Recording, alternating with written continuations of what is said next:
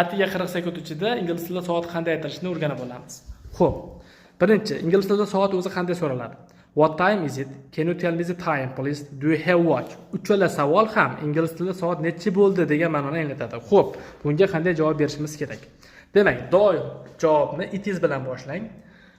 Past o'tdi deyish uchun, to kam deyish uchun, o'clock aniq rovna soatni aytish uchun ishlatasiz. Keling misol tariqasini ko'rib chiqamiz.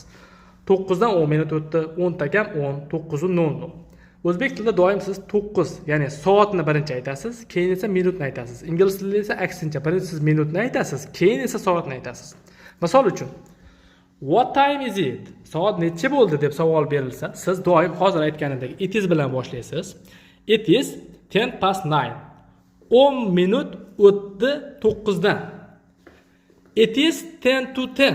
10 minut kam 10 ga. 9:00 deb javob bermoqchi bo'lsangiz, shunchaki siz it is 9 o'clock deb javob berasiz. Shuni o'zi kifoya.